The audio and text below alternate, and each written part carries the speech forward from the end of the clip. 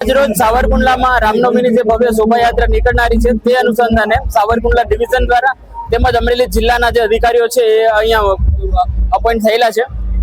એની સાથે સાથે પોલીસ છે એના તરફથી એલસીબી અને એસઓજી ની ટીમો પણ હાજર છે।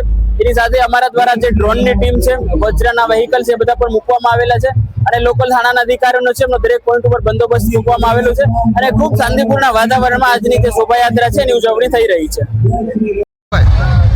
જય શ્રી રામ।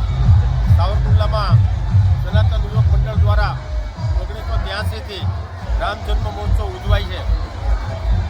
આખા સૌરાષ્ટ્રભરની અંદર સૌથી મોટી શોભાયાત્રા હોય તો ફક્ત ને ફક્ત સાવરકુંડલાની રામનવમીની શોભાયાત્રા છે। આ શોભાયાત્રામાં સાવરકુંડલાના તમામ લોકો વેપાર રોજગાર બંધ રાખી અને સવારમાંથી રામ ભગવાનના આગમનની તૈયારી કરતા હોય। બપોરના 2 વાગ્યાનો 50 થી 60 ડિગ્રી જેવો તાપ હોય છતાં સાવરકુંડલાની પબ્લિક આમાં રંગે ચંગે જોડાય છે અને સર્વે હિન્દુ ભાઈઓ આમાં સાથ સહકાર આપે છે અને તમે જોઈ શકો છો સાંસ્કૃતિક વેશભૂષાઓ અલગ પ્રકારના વેશભૂષાઓ કરી અને લોકો એમાં આવતા હોય છે। આપ સર્વે જોડાણા તે બદલ આપ સર્વેનો ખૂબ ખૂબ આભાર। જય શ્રી રામ।